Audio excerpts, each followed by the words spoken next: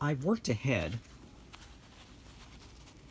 by pulling one set of the basic cords through. I'm going to show you how to do that, and stitching them to the back. So what that looks like is, and there is no hard and fast rule on this. This is you figuring out what you'd like to do. But when you decide where you want these cords to go, you're going to use your packing and sacking needle. And I'm just going to put this through. So what I like to do is, on the back, I like to support the fabric with my 2 fingers. And from the top, I like to just work the needle in, and then you press with your thumb, while on the other side you support and you twist while you're pulling.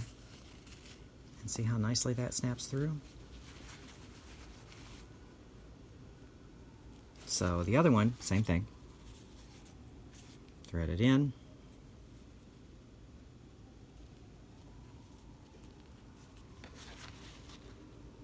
I'm going to put it in right next to it because I just think that works better aesthetically for this particular trim.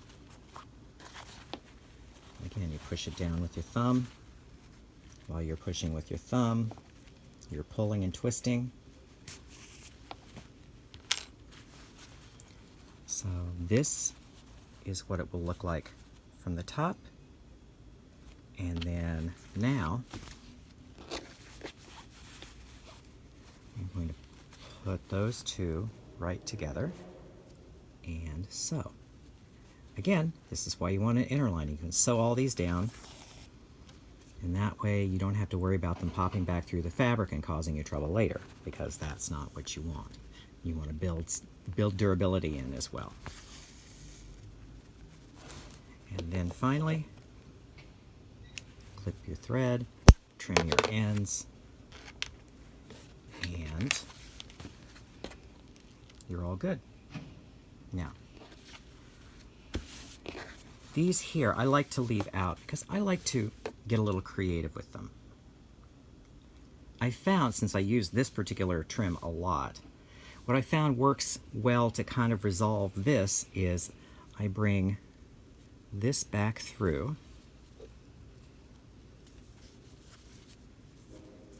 and then back through like a figure 8. That's how I visualize it. And so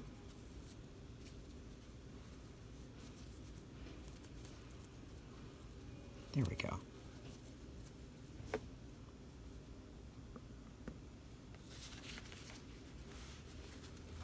See? And as you're working with these, you can pin everything down. So I'm planning on just resolving this by finishing it here. We'll go through the fabric there. So let's do the other end. Similar thing. Now this is not the only way. It is just one way.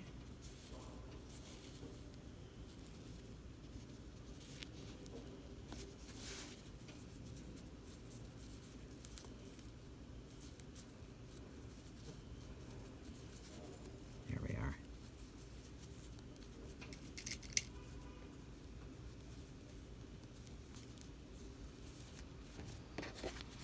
Okay. Next, I'll pull these ends through.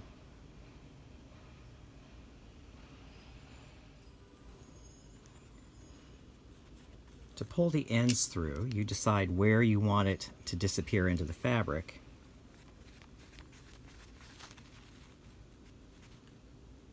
And be very careful with this needle.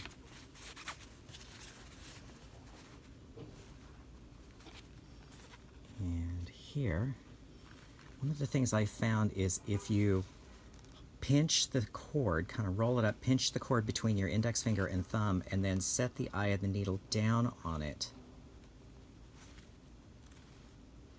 It makes it easy to thread through. I don't know why, it just does. So now, again, pushing it with the thumb and turning and pulling.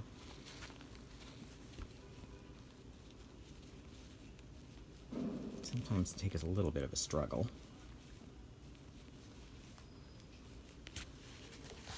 Voila.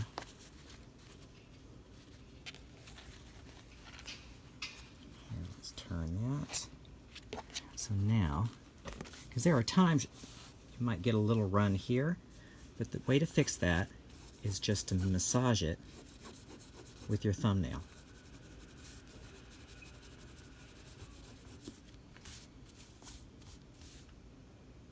Okay, and I'm going to sew that down, and I will go and resolve the other end the same way. But as before, stitching it to the felt secures it, so you don't have to worry about it popping back later.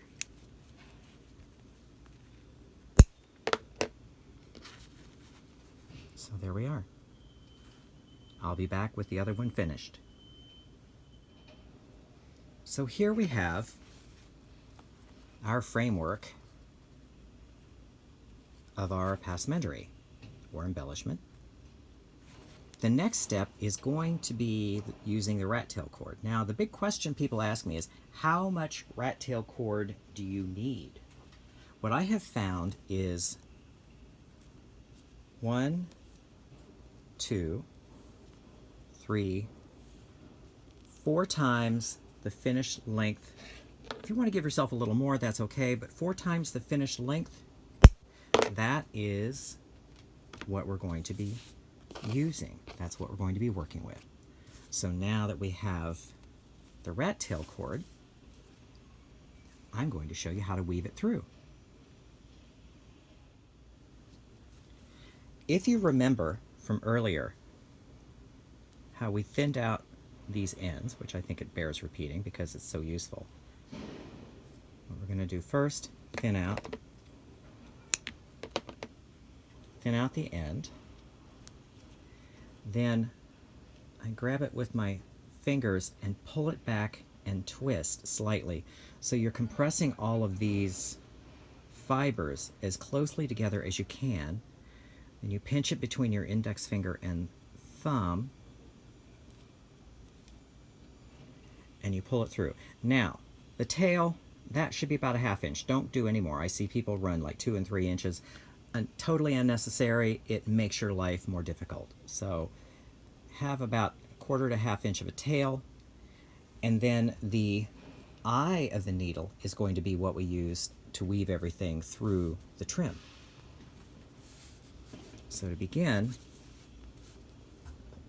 I like to just put a pin, say I want this end to resolve somewhere near here.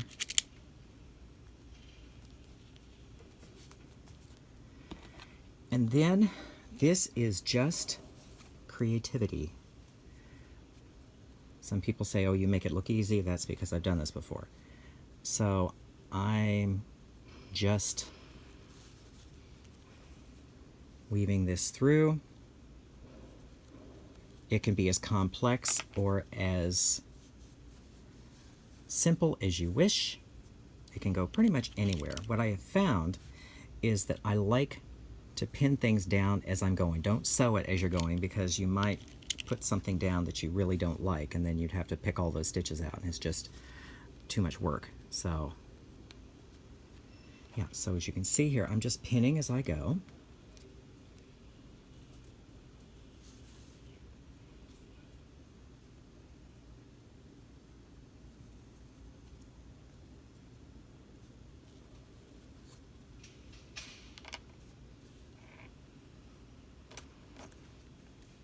And yeah, it's fun. You can have one rat tail going, you can have two rat tails going, you can run one through and then run the other through. I just recommend that you pin before you stitch. Stitching we'll talk about later. But we just want to get placement now. And that's really what we're doing. And you can see 4 times was just enough. If you're not sure, 5 times. Rat tail is relatively inexpensive. If you buy it by the bolt, it's almost nothing. And then I say I want to resolve it right up here. So I'm going to give you a good look at this now. Okay. So there is the cord. The next step will be sewing everything in place. Now we're ready to sew. The stitch is fairly easy. You just come out on the outside of the curve. You come out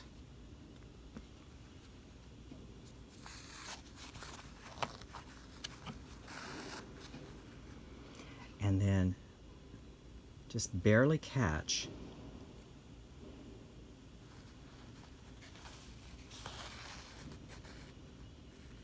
and pull the stitch closed. So these stitches are about every 1/4 inch. And you notice, even though I'm using this bright day glow thread, when you pull the stitch closed, you don't see the thread. That is because the cord rolls over and hides the thread.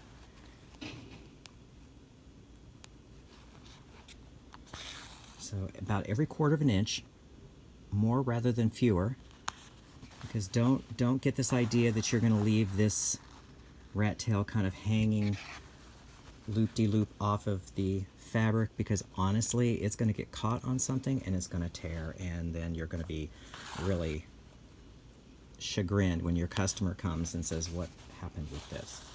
So yes, more rather than fewer stitches. At this point then, if you want to nail down the braid, you can, because until you get the rat tail down, you don't want to sew the braid any more than you need to, because you don't want to limit where you can lead your rat tail. And as we come over here, again, on the outside of the curve, not on the inside. And you don't have to do it on both sides of the cord, because when you put the stitch in, the cord will roll over the stitch and the stitch will be basically underneath. So I'm just going to come up to the first intersection here.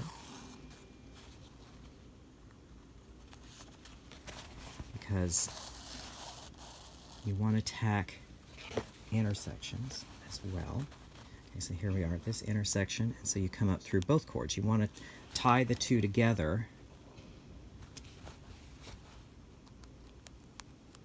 at the intersection. So here, there's the intersection. And there you go.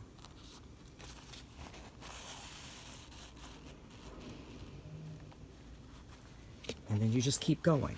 What I'm going to do is go off camera, and I'm going to sew the rest of this back to the end, and I'll meet you back here.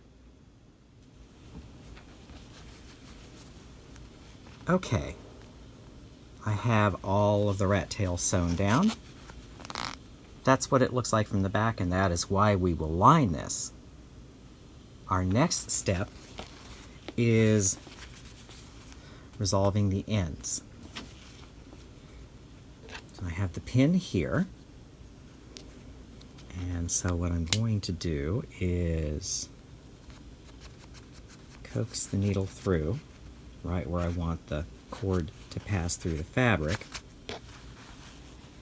And as you remember, we thinned out the end here.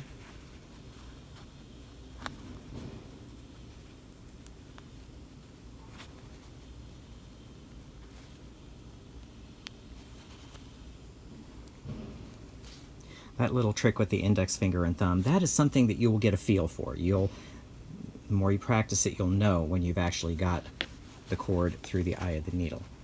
And like before, we press down here, twist and pull,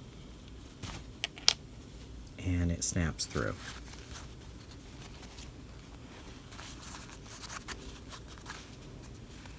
And then finally, I kept my needle and thread attached.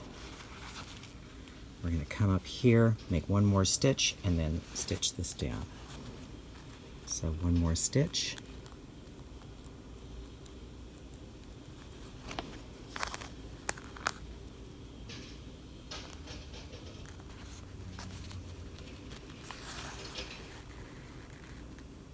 And then flip this over and sew it to the flannel or the felt. Once you've sewn it, trim your thread. And here we have one end resolved. I will go off camera and finish the other end and meet you back here.